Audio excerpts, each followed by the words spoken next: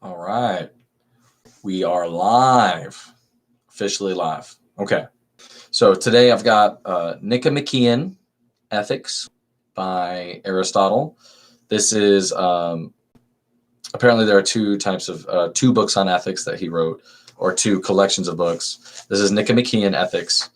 Let's see, how many books are there? There's 8. I'm looking at it like 10 books. 10 books on it. We're going to read the first book today. If I need to cut it short, I will. If I need to do 2 parts, I will. I'm not exactly sure how long I'm going to be reading tonight, probably somewhere around the 45-minute mark. But I've got ethics first in this list, then I've got politics. So I'm going to read the first book of ethics from Aristotle, and then the first book of ethics from Aristotle next. So I'm not going to read all of the ethics books first. I really like this method of going kind of like sampling a little bit and moving forward through time. My understanding is that this book kind of contends with one of Socrates' questions, which we've already discovered. So the fact that I'm trusting teachers of philosophy or teachers of the great conversation or the classics, I'm kind of trusting their guidance in taking me logically from one writing to another. So Aristotle, my understanding is he was a friend of Plato's, and Plato, as we already know, wrote the dialogues, the Socratic dialogues, which we have been reading recently. All right, let's get started then. Nicomachean Ethics, Book 1. All right, Section 1. And it looks like it's written in sections, so I'll try to name each section as I get there. Nicomachean, by the way, is the son of Aristotle. I did look up that word, Nicomachean Ethics, Aristotle's son, ethics, I suppose. Every art and every inquiry, and similarly every action and pursuit, is thought to aim at some good. And for this reason, the good has rightly been declared to be that at which all things aim. But a certain difference is found among ends. Some are activities, other are products apart from the activities that produce them. Where there are ends apart from the actions, it is the nature of the products to be better than the activities. Now, as there are many actions, arts, and sciences, their ends also are many. The end of a medical art is health, that of shipbuilding a vessel, and that of strategy victory, that of economics wealth. But where such arts fall under a single capacity, as bridle making and the other arts concerned with the equipment of horses fall under the art of riding, and this in every military action under strategy, in the same way other arts fall under yet others, and all of these the ends of the master arts are to be preferred to all the subordinate ends, for it is for the sake of the former that the latter are produced. It makes no difference whether the activities themselves are the ends of the actions or something else apart from the activities, as in the case of the sciences just mentioned. If then there is some of the things we do, if then there is some end of the things we do, which we desire for its own sake, in parentheses, everything else being desired for the sake of this, end parentheses, and if we do not choose everything for the sake of something else, for at that rate the process would go on to infinity, so that our desire would be empty and vain, clearly this must be the good and the chief good. Will not the knowledge of it then have a great influence on life? Shall we not, like archers who have a mark to aim at, be more likely to hit upon what is right? If so, we must try, in outline at least, to determine what it is, and of which the sciences or capacities it is the object. It would seem to belong to the most authoritative art, that which is most truly the master art. And politics appears to be of this nature. For it is this that ordains which of the sciences should be studied in a state, and which each class of citizens should learn, and up to what point they should learn them. And we see even the most highly esteemed of capacities to fall under this. For example, strategy, economics, rhetoric. Now, since politics uses the rest of the sciences, and since again it legislates as to what we are to do and what we are to abstain from, the end of this science must include those of the others, so that this end may be good for man. For even if the end is the same for a single man and for a state, That of the state seems at all events something greater and more complete, whether to attain or to preserve. Though it is worth while to attain the end merely for one man, it is finer and more godlike to attain it for a nation or for city-states. These, then, are the ends at which our inquiry aims, since it is political science in one sense of that term. So that's the end of section 2. So I'm about to move into section 3. Before I do, I want to make sure that we recognize we've already gotten references to the Socratic dialogues of the Republic. So I'm wishing I looked at what year this was produced, but if we're to understand that Aristotle is a contemporary of Plato, then it makes sense that this is more like almost like a response or a continuation of that conversation that was happening. New things every day. All right, section 3. Our discussion will be adequate if it has as much clearness to the subject matter admits of, for precision is not to be sought for alike in all discussions, any more than in all the products of the crafts. Now fine and just actions, which political science investigates, admit of much variety and fluctuation of opinion, so that they may be thought to exist only by convention and not by nature. And goods also give rise to a similar fluctuation, because they bring harm to many people. For before now men have been undone by reason of their wealth, and others by reason of their courage. We must be content, then, in speaking of such subjects and with such premises, to indicate the truth roughly and in outline, and in speaking about things which are only for the most part true, and with premises of the same kind to reach conclusions that are no better. In the same spirit, therefore, should each type of statement be received, for it is the mark of an educated man to look for precision in each class of things, just so far as the nature of the subject admits. It is evidently equally foolish to accept probable reasoning from a mathematician and to demand from a rhetorician scientific proofs. Now each man judges well the things he knows, and of these he is a good judge. And so the man who has been educated in a subject is a good judge of that subject, and the man who has received an all-around education is a good judge in general. Hence, a young man is not a proper hearer of lectures on political science, for he is inexperienced in the actions that occur in life, but its discussions start from these and are about these. And further, since he tends to follow his passions, his study will be vain and unprofitable, because the end aimed is not knowledgeable but action.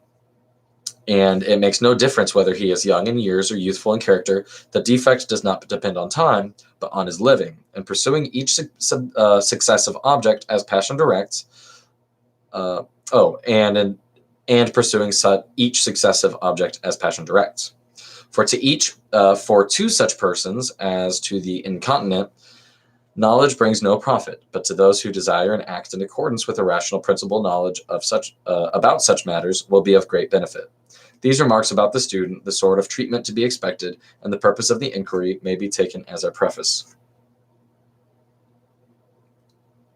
So this is interesting because I'm like reading these books, right? And so who's going to benefit the most from reading the classics? Certainly not someone like me who is musically, a music educator. That's like my background. Now I like learning about things like philosophy, but I'm not well read yet. I've read many books, just not books that would lead me to be able to comprehend everything that's going on here. So it's interesting that this is being brought up here at the beginning. So maybe it's futile for me to read the whole book. Maybe it's like a self-refutation, like, hey, quit here. We'll see. Section 4. Let us resume our inquiry and state, in view of the fact that all knowledge in every pursuit aims at some good, what it is that we say political science aims at, and what is the highest of all goods achievable by action. Verbally, there is very general agreement, for both the general run of men and people of superior refinement say that it is happiness, and identify living well and doing well with being happy. But with regard to what happiness is, they differ, and the many do not give the same account as the wise. For the former think it is some plain and obvious thing, like pleasure, wealth, or honor. They differ, however, from one another, and often even the same man identifies it with different things, with health when he is ill, with wealth when he is poor. But conscious of their ignorance, they admire those who proclaim some great ideal that is above their comprehension. Now some thought that apart from these many goods, there is another which is self-subsistent to the causes, which is self-subsistent and causes the goodness of all these as well.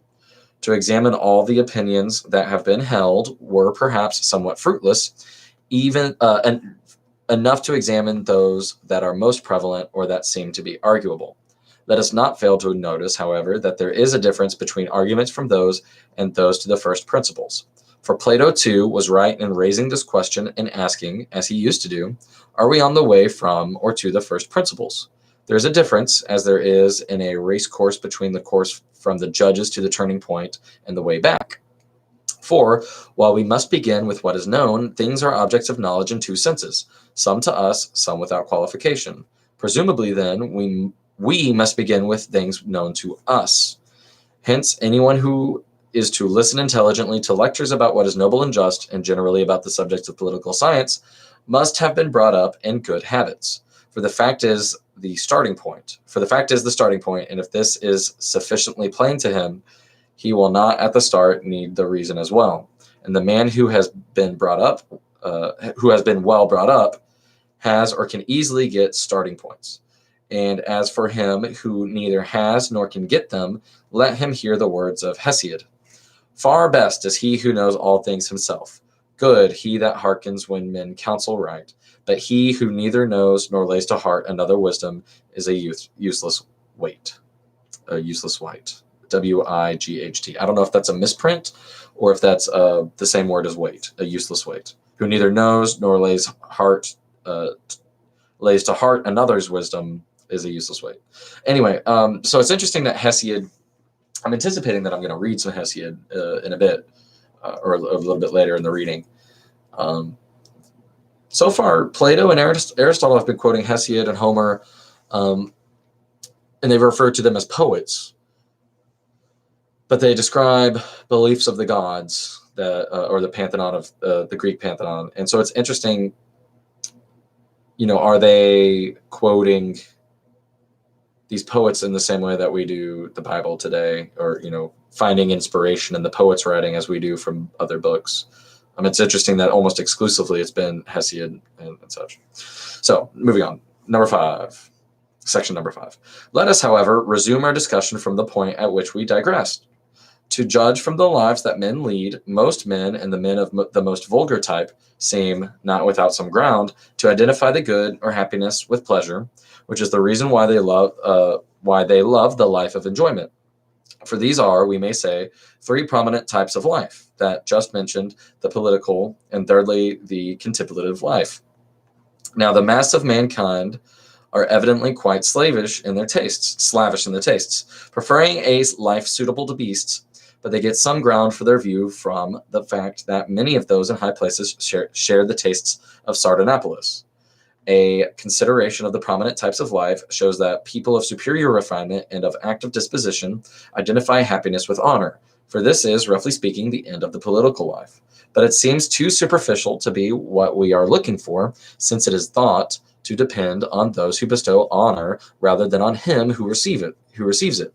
But the good we divine to be something proper to a man and not easily taken from him. Further, men seem to pursue honor in order that they may be assured of their goodness. At least it is by men of practical wisdom that they seek to be honored, and among those who know them, and on the ground of their virtue, clearly then, according to them at any rate, virtue is better. And perhaps one might even suppose this to be, rather than honor, the end of the political life. But even this appears somewhat incomplete, for possession of virtue seems actually compatible with being asleep, or with lifelong activity, and further with the greatest sufferings and misfortunes. But a man who was living so no one would call happy unless he were maintaining a thesis at all costs. But enough of this, for the subject has been sufficiently treated, even in the current discussions. Third comes the contemplative life, which we shall consider later. The life of money-making is one undertaken under compulsion, and wealth is evidently not the good we are seeking, for it is merely useful and for the sake of something else. And so one might rather take the aforenamed objects to be ends, for they are loved for themselves. But it is evident that not even these are ends, yet many arguments have been thrown away in support of them. Let us leave this subject then. Moving on, chapter 6, I suppose, or section 6. We had perhaps better consider the universal good and discuss thoroughly what is meant by it. Although such an inquiry has made it an uphill one by the fact that the forms have been introduced by friends of our own, yet it would perhaps be thought to be better, indeed to our duty, for the sake of maintaining the truth, even to destroy what touches us closely, especially as we are philosophers or lovers of wisdom. For while both are dear, piety requires us to honor truth above our friends. So truth and friends are dear. We require to honor truth above our friends. Okay. Truth before bros, I suppose, is what Aristotle would say. The men who introduced this doctrine did not. Oh, I don't know if Aristotle would say that, but this is. We're going to consider the universal good and what is meant by it. All right. So the men who introduced this doctrine did not posit ideas of classes within which they recognized priority and posterity, which is the reason why they did not maintain the existence of an idea embracing all numbers. But the term good is used both in the category of substance and in that of quality and of that of relation. And that which is per se, i.e., substance, is prior in nature to the relative, for the latter is like an offshoot and an accident of being, so that there could not be a common idea set over all these goods. So there's a capital I idea. Further, since good has as many senses as being, for it is predicated both on the category of substance, as of God and of reason, and in quality, i.e. of the virtues, and quantity, i.e. of that which is moderate, and in relation, i.e. of the useful and in time, i.e. so for these are evidences, i.e. of the right opportunity, and in place, i.e. of the right locality, and the like. Clearly, it cannot be something universally present in all cases and single, for then it could not have been predicated in all the categories, but in one only. Further, since of the things answering to one idea, there's one science, there would have been one science of all the goods. But as it is, there are many sciences, even of the things that fall under one category. For example, of opportunity. For opportunity in war is studied by strategies, and in disease by medicine. And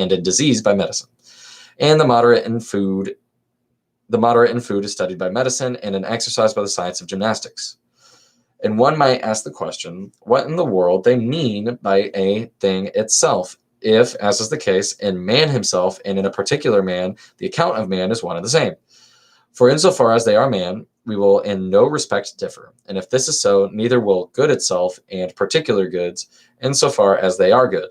But again, it will not be good and any the more for being eternal, since that which lasts long is no whiter than that which perishes in a day. The Pythagoreans seem to have given a more plausible account of the good when they place the one in the column of the goods, and it is they that Specificus seems to have followed. Specificus, Speusipus. Specificus seems to have followed. I'm going to say it like that. That sounds right. But let us discuss these matters elsewhere. An objection to what we have said, however, may be discerned in the fact that the Platonists have not been speaking about all goods, and that the goods that are pursued and loved for themselves are called good by reference to a single form, while these which tend to produce or to preserve these somehow or to prevent their contraries are called so by reference to these, and in a secondary sense. Clearly, then, goods must be spoken of in two ways, and some must be good in themselves, the other by reason of these. Let us separate, then, things good in themselves from things useful, and consider whether the former are called good by reference to a single idea. What sort of goods would one call good in themselves? Is it those that are pursued, even when isolated from others, such as intelligence, sight, and certain pleasures and honors? Certainly, if we pursue these also for the sake of something else, yet one would place them among things good in themselves, or is nothing other than the idea of good in itself. In that case, the form will be empty. But if the things we have named are also things good in themselves, the account of the good will have to appear as something identical in them all, as that of the whiteness is identical in snow and in white lead. But of honor, wisdom, and pleasure, just in respect of their goodness, the accounts are distinct and diverse. The good, therefore, is not some common element answering to one idea. But what then do we mean by the good? It is surely not like the things that only chance to have the same name. That only chance to have the same name. Are goods one, then, by being derived from one good, or by all contributing to one good? Or are they rather one by analogy? Certainly, as sight is in the body, so is reason in the soul, and so on in other cases. But perhaps these subjects had better be dismissed for the present, for perfect precision about them would be more appropriate to another branch of philosophy. And similarly, with regard to the idea, even if there is some one good which is universally predictable of goods, or is capable of separate and independent existence, clearly it could not be achieved or attained by man. But we are now seeking something attainable. Perhaps, however, someone might think it worthwhile to recognize this with a view to the goods that are attainable and achievable. For having this as a sort of pattern, we shall know better the goods that are good for us, and we know them, and if we know them, shall attain them. Moving on, same thing. Okay, this argument has some plausibility, but seems to clash with the procedure of the sciences. For all of these, though they aim at some good and seek to supply the deficiency of it, leave on one side the knowledge of the good. Yet that all the exponents of the arts should be ignorant of, and should not even seek so great an aid, is not probable. It is hard, too, to see how a weaver or a carpenter will be benefited in regard to his own craft by knowing this good itself, or how the man who has viewed the idea itself will be a better doctor or general thereby. For a doctor seems not even to study health in this way, but the health of man, and perhaps rather the health of a particular man. It is individuals that he is healing. But enough of these topics. So that's the end of section 6. Goodness. I like taking these little breaks, these little brain breaks here.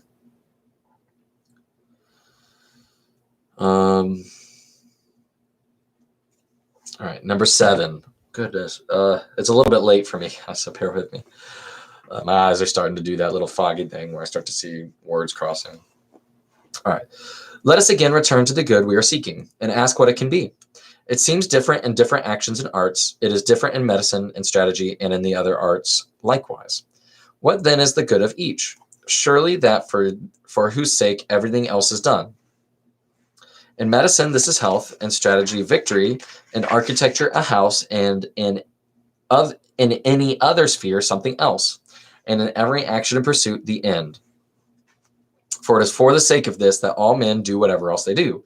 Therefore, if there is an end for all that we do, this will be the good achievable by action. And if there are more than one, these will be the goods achievable by action. So the argument has, by a different course, reached the same point. But we must try to state this even more clearly. Since there are evidently more than one end, and we choose some of these, for example, wealth, flutes, and in general instruments, for the sake of something else, clearly not all ends are final ends, but the chief good is evidently something final. Therefore, if there is only one final end, this will be what they are seeking. And if there are more than one, the most final of these will be what we are seeking. Now, we call that which is in itself worthy of pursuit more final than that which is worthy of pursuit for the sake of something else, and that which is never desirable for the sake of something else more final than the things that are desirable both in themselves and for the sake of that other thing. And therefore, we call final without qualification that which is always desirable in itself and never for the sake of something else. So, break that down. Now such a thing, happiness above all else is held to be. For this we choose always for itself and never for the sake of something else. But honor, pleasure, reason, and every virtue which we choose indeed for themselves, for if nothing resulted from them, we should still choose each of them. But we choose them also for the sake of happiness, judging that by means of them we shall be happy. Happiness, on the other hand, no one chooses for the sake of these, nor in general for anything other than itself. From the point of view of self-sufficiency, the same result seems to follow, for the final good is thought to be self-sufficient. Now, by self-sufficient, we do not mean that which is sufficient for a man by himself, for one who lives a solitary life, but also for parents, children, wife, and in general for his friends and fellow citizens, since man is born for citizenship. But some limit must be set to this, for if we extend our requirement to ancestors and descendants and friends, we are in for an infinite series. Let us examine this question, however, on another occasion. The self-sufficient we now define as that which is, when isolated, makes life desirable and lacking in nothing, and such we think happiness to be. And further, we think it most desirable of all things, without being counted as one good thing among others. If it were so counted, it would clearly be made more desirable by the addition of even the least of goods. For that which is added becomes an excess of goods, and of goods the greater is always more desirable. Happiness, then, is something final and self-sufficient, and is the end of action. Presumably, however, to say that happiness is the chief good seems a platitude, and a clearer account of what it is still desired.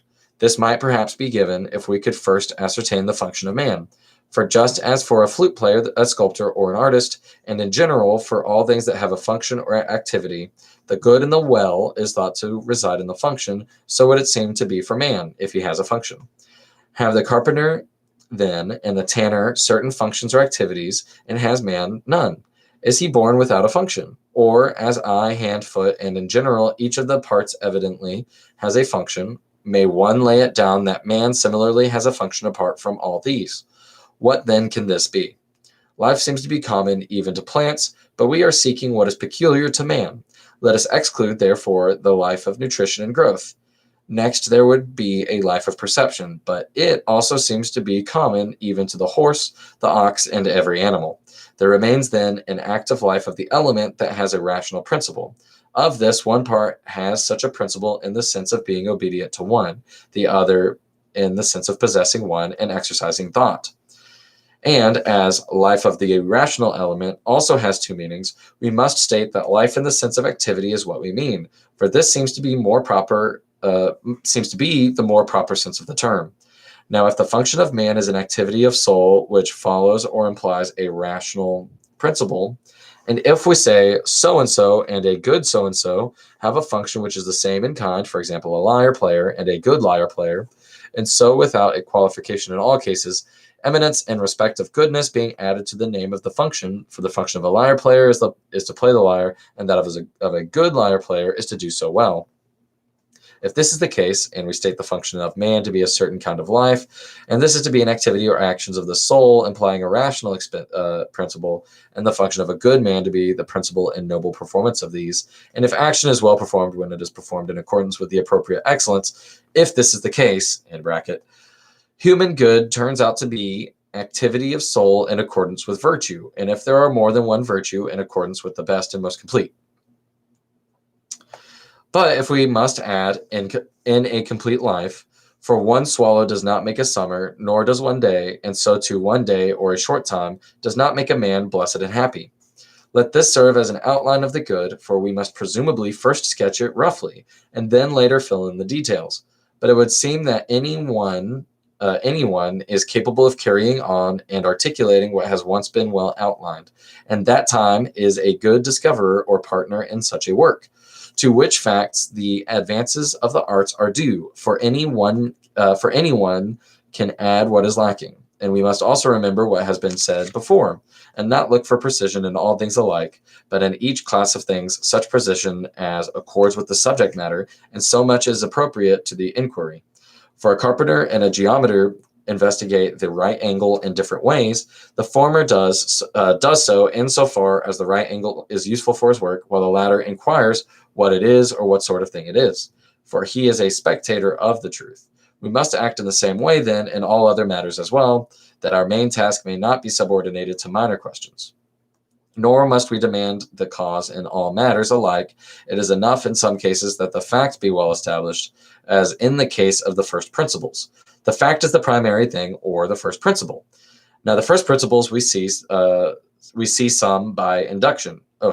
Now, of first principles, we see some by induction, some by perception, some by certain habituation, and others too in other ways.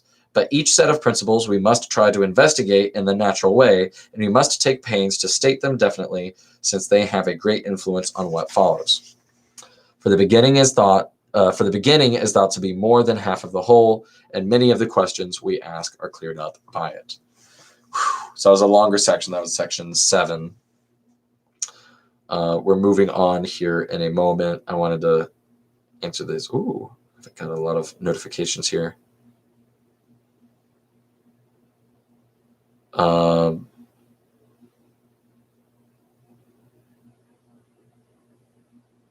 Cool. All right, section 8. Nicomachean.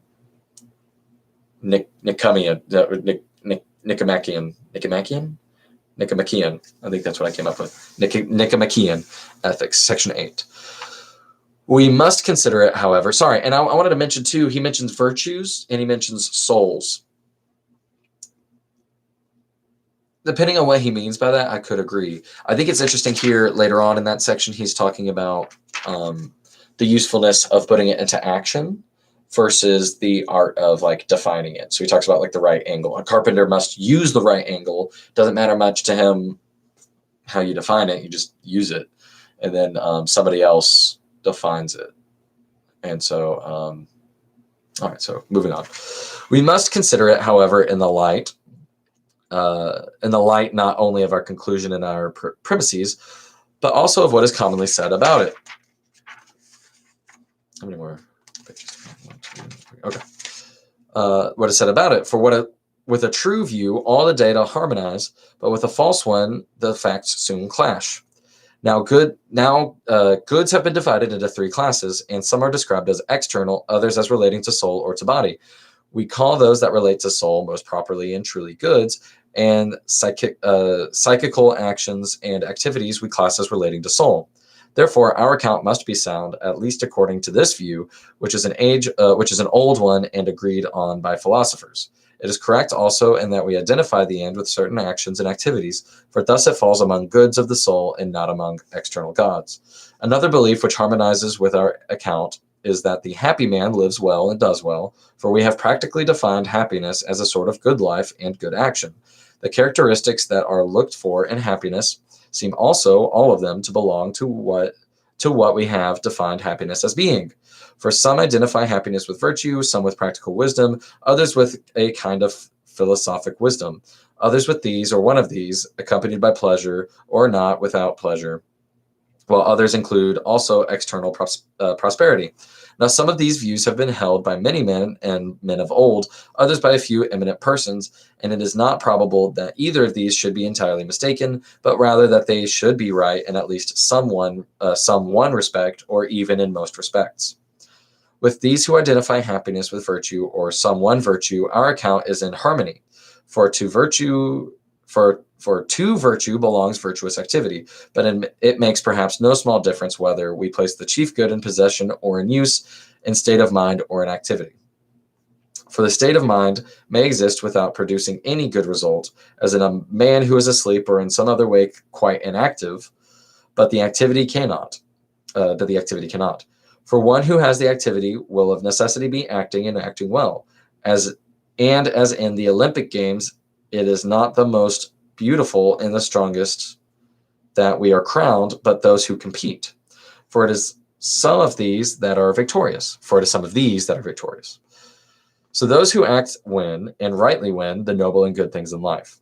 Their life is also in itself pleasant, for pleasure is a state of soul, and to each man that which he is said to be a lover of is pleasant. For example, not only is a horse pleasant to the lover of horses and a spectacle to the lover of sights, but also in the same way just acts are pleasant to the lover of justice, and in general virtuous acts to the lover of virtue. Now, for most men, their pleasures are in conflict with one another, because these are not by nature pleasant, but the lovers of what is noble find pleasant the things that are by nature pleasant, and virtuous actions are such, so that these are pleasant for such men as well as in their own nature. Their life, therefore, has no further need of pleasure as a sort of adventitious charm, but has its pleasure in itself. For besides what we have said, the man who does not rejoice in noble actions is not even good, since no one would call a man just who did not enjoy acting justly, nor any man liberal who did not enjoy liberal actions, and similarly in all other cases. If this is so, virtuous actions must be in themselves pleasant, but they are also good and noble, and have each of these attributes in the highest degrees. Since the good man judges well about these attributes, his judgment is such as we have described. Happiness, then, is the best, noblest, and most pleasant thing in the world, and these attributes are not severed, as in the description at Delos. I'm assuming this is a quote of another poem. Most noble is that which is justest, and best is health, but pleasantest is to win what we love. Pleasantest is to win what we love. End quote.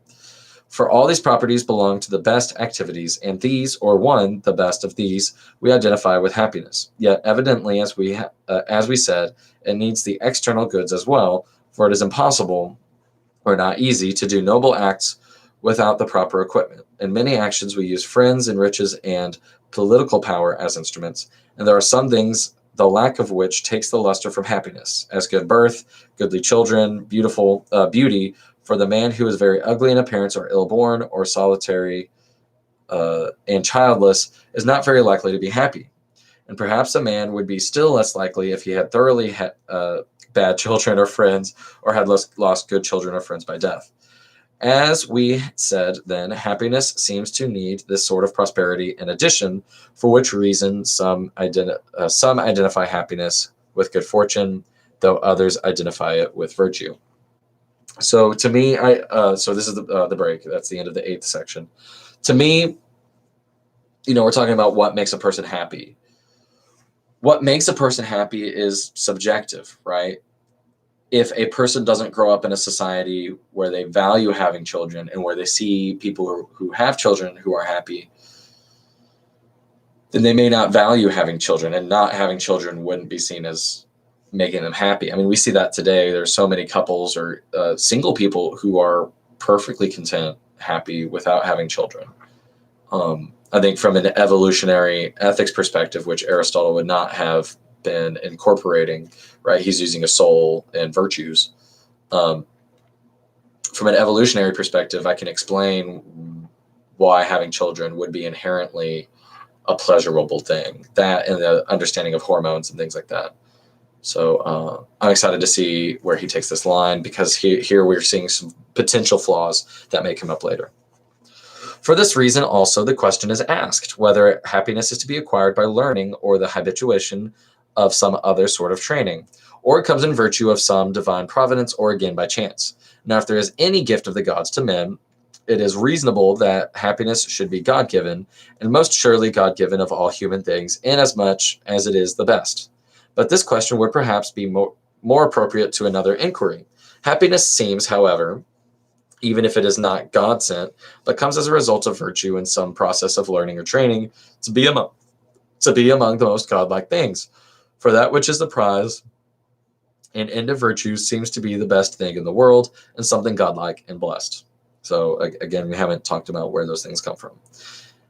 It will also, on this view, be very generally shared for all who are not maimed as regards for their potentiality or for virtue, may win it by a certain kind of study and care. But if it is better to be happy thus than by chance, it is reasonable that the fact should be so, since everything that depends on the action of nature is by nature as good as it can be.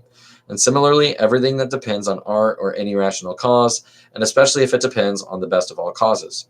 To entrust to chance what is greatest and most noble would be a very defective arrangement. The answer to the question we are asking is plain also from the definition of happiness, for it has to be said to be a virtuous activity of the soul of a certain kind. Of the remaining goods, some must necessarily pre-exist as conditions of happiness, and others are naturally cooperative and useful as instruments. And this will be found to agree with what we said at the outset.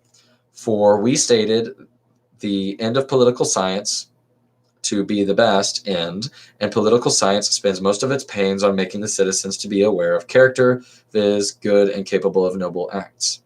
It is natural, then, that we call neither ox nor horses nor any other of the animals happy, for none of them is capable of sharing in as much activity. For this reason, so it's interesting that we can't call animals ox happy. I know I can tell when my dog is happy. So, because of those activities. Okay. For this reason, also a boy is not happy, for he is not yet capable of such acts. owing to his age, and boys who are called happy are being congratulated by reason and of the hopes we have for them. For there is required, as we said, not only complete virtue, but also a complete life. Since many changes occur in life in all manner of chances, and the most prosperous may fall into great misfortunes in old age, as is told of Priam in the Trojan cycle. And one who has experienced such chances and has ended wretchedly, no one calls happy.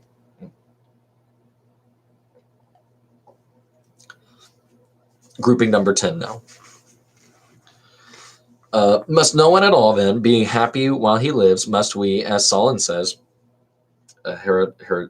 Herodotus, okay. Solon says, see the end? Okay, must no one at all see the end? Must no one at all, then, be called happy while he lives? Must we see the end? Okay. Even if we are to lay down this doctrine, it is also the case that a man is happy when he is dead. Is it also the case that a man is happy when he is dead? Or is not this quite absurd, especially for us who say that happiness is an activity? But if we do not call the dead man happy, and if Solon does not mean this, but that one can then safely call a man blessed, as being at last beyond evils and misfortunes, this also affords matter for discussion.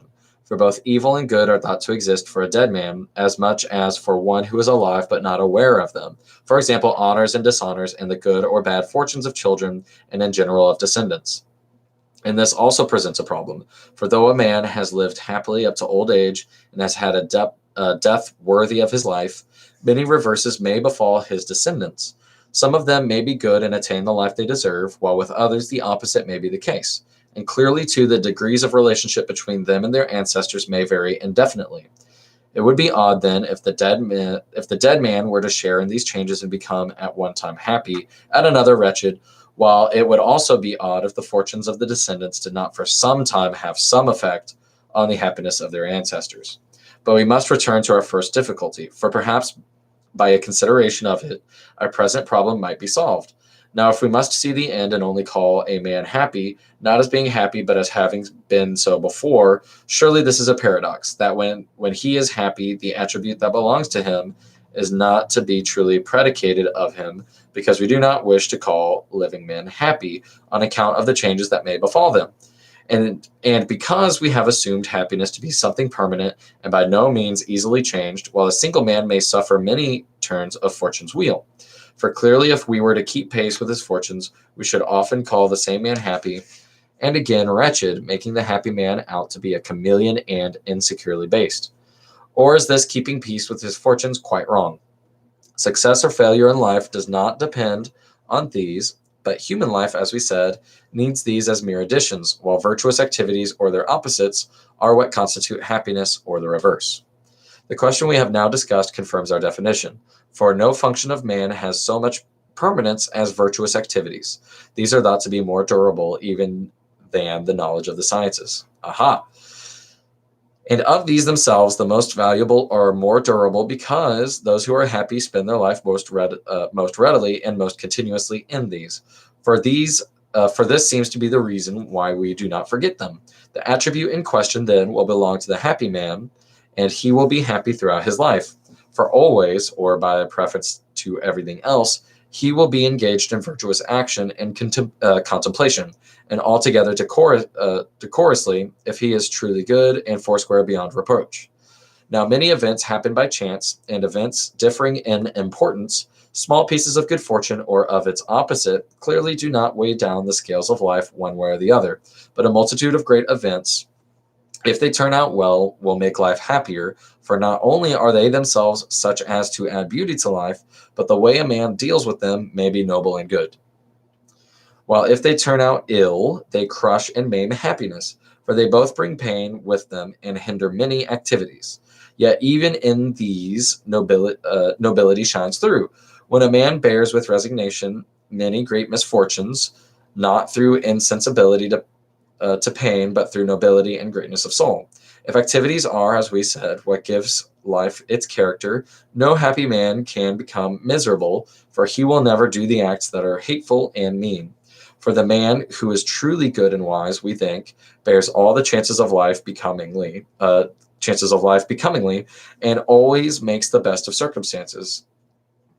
As a good general makes the best military use of the army at his command, and a good shoemaker makes the best shoes out of the hides that are given him, and so with all other craftsmen. And if this is the case, the happy man can never become miserable, though he will not reach blessedness if he meet with fortunes like those of Priam. Nor again is he many-colored and changeable, for neither will he be moved from his happy state easily, or by any ordinary misadventures, but only by many great ones. Nor if he has had many great misadventures, he will recover his happiness in a short time. But if all, okay, will he recover his happiness in a short time? But if at all, only in a long and complete one, in which he has attained many splendid successes. Goodness. Why then should we not say that he is happy who is active in accordance with complete virtue and is sufficiently equipped with external goods, not for some chance period, but throughout a complete life? Or must we add, and who is destined to live thus and die as befits his life? Certainly the future is obscure to us, while happiness, we claim, is an end and something in every way final. If so, we shall call happy those among living men in whom these conditions are and are to be fulfilled, but happy men. So much for these questions. That's the end of section 10. Section 11.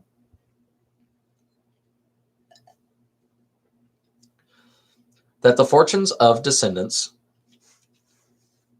and of all a man's friends should not affect his happiness at all seems a very unfriendly doctrine, and one opposed to the opinions men hold. But since the events that happen are numerous and admit of all sorts of difference, and some come more near to us and others less so, it seems a long, nay, an infinite task to discuss each in detail. A general outline will perhaps suffice. If then, as some of a man's own misadventures have a certain weight and influence on life, while others are, as it were, lighter, so too there are differences among the misadventures of our friends taken as a whole.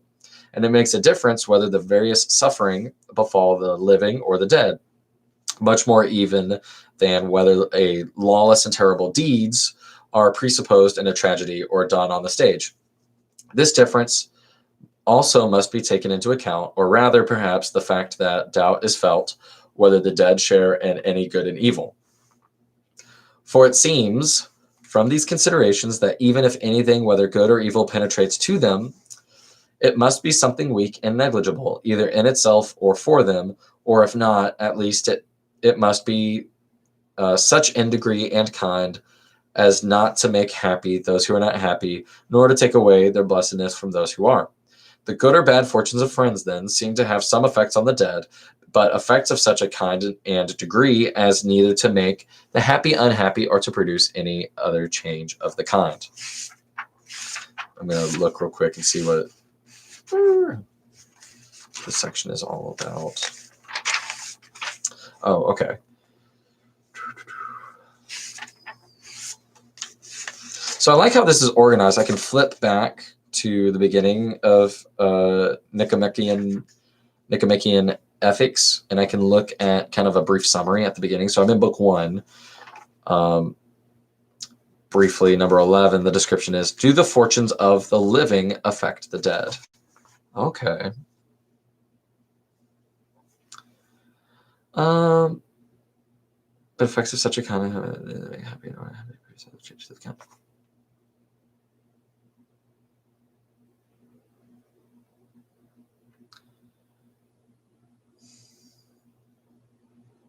Okay. Various sufferings befall the living or the dead, much more even than whether lawless and terrible deeds are presupposed in a tragedy. This difference also must be taken into account, or rather perhaps the fact that the doubt is felt whether the dead share in any good or evil. For it seems from these considerations that even if anything, whether good or evil, penetrates to them, it must be something weak and negligible either in itself or for them, or if not, at least it must be such a degree and kindness to them. Yeah, there's a lot of speculation, right? To my understanding, goodness, it's it's interesting to think about, I think, is all I would say about that. It's interesting to think about. I don't think there's a good reason to think that people experience anything after death. So speculation is what we'll follow that under, and then we'll come back to it if if science discovers that dead people experience something somewhere. We'll evaluate that question later, and we'll have better information.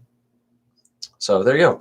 All right, these questions having been definitely answered, let us consider whether happiness is among the things that are praised, or rather among the things that are prized. For clearly it is not to be placed among potentialities. Everything that is praised seems to be praised because it is of a certain kind and is related somehow to something else. For we praise the just or brave man, and in general, both the good man and the virtue itself, because of the actions and functions involved. And we could praise the strong man, the good runner, and so on, because he is of a certain kind and is related in a certain way to something good and important. This is clear also from the praises of the gods, for it seems absurd that the gods should be referred to our standard, but this is done because praise involves a reference, as we said, to something else. But if praise is for things such as we have described, clearly what applies to the best things is not praise, but something greater and better, as is indeed obvious. For what we do to the gods and the most godlike of men is to call them blessed and happy. And so too with good things. No one praises happiness as he does justice, but rather calls it blessed, and being something more divine and better. Eudoxus seems to have been right in his method of advocating the supremacy of pleasure. He thought that the fact that, though a good, it is not praised, indicated it to be better than the things that are praised, and that this is what God and the good are. For by reference to these, all other things are judged. Praise is appropriate to virtue, for as a result of virtue, men tend to do noble deeds, but encomia are bestowed on acts, whether of the body or of the soul. But perhaps nicety in these matters is more proper to those who have been made a study of encomia. To us it is clear from what has been said that happiness is among the things that are prized and perfect. It seems to be so also from the fact that it is a first principle. For it is the sake of this that we all do all that we do, and the first principle in cause of goods is, we claim, something prized and divine. So seeking happiness, so reviewing happiness, which we all understand, so we don't be happy in pursuit of something else. We always do other things to pursue happiness from earlier. It is something prized and divine, must be. Number 13. Since happiness is an activity of soul in accordance with the perfect virtue, we must consider the nature of virtue. Moving on to virtue. For perhaps we shall thus see better the nature of happiness. Great. The true student of politics, too, is thought to have studied virtue above all things, for he wishes to make his fellow citizens good and obedient to the laws. As an example of this, we have the lawgivers of the Cretans and the Spartans, and any others of the kind that there may have been. And if this inquiry belongs to political science, clearly the pursuit of it will be in accordance with our original plan. But clearly the virtue we must study is human virtue, for the good we are seeking was human good, and the happiness, human happiness. Clearly we must study human virtue. All right? By human virtue, we mean not that of the body, but that of the soul. Again, asserting the existence of a soul. And happiness also we call an activity of the soul. Okay. But if this is so, clearly the student of politics must know somehow the facts about soul, as the man who is to heal the eyes or the body as a whole must know about the eyes or the body, and all the more since politics is more prized and better than medicine. But even among doctors, the best educated spend much labor on acquiring knowledge of the body. The student of politics, then, must study the soul, and must study it with these objects in view, and do so just in the extent which is sufficient for the questions we are discussing. For further precision is perhaps something more laborious than our purposes require. Some things are said about it adequately enough, even in the discussions outside our school, and we must use these, for example, that one element in the soul is irrational and one has a rational principle. Whether these are separated as the parts of the body or of anything divisible are, or are distinct by definition, but by nature inseparable, like convex and concave in the circumference of a circle, does not affect the present question. Of the irrational element, one division seems to be widely distributed and vegetative in its nature. I mean that which causes nutrition and growth, for it is this kind of power of the soul that one must assign to all nurslings and to embryos, and this same power to full-grown creatures. This is more reasonable than to assign some different power to them. Now the excellence of this seems to be common to all species and not specifically human, for this part or faculty seems to function most in sleep, while goodness and badness are least manifest in sleep. Whence comes the saying that the happy are not better off than the wretched for half their lives, and this happens naturally enough, since sleep is an inactivity of the soul in that respect in which it is called good or bad. Unless, perhaps, to a small extent, some of the movements actually penetrate to the soul, and in this respect, the dreams of good men are better than those of ordinary people. Enough of this subject, however. Let us leave the nutritive faculty alone, since it has by its nature no share in human excellence. There seems to be also another irrational element in the soul, one which in a sense, however, shares in a rational principle. For we praise the rational principle of the continent man and of the incontinent, and the part of their soul that has such a principle, since it urges them aright and towards the best objects. But there is found in them also another element naturally opposed to the rational principle, which fights against and resists that principle.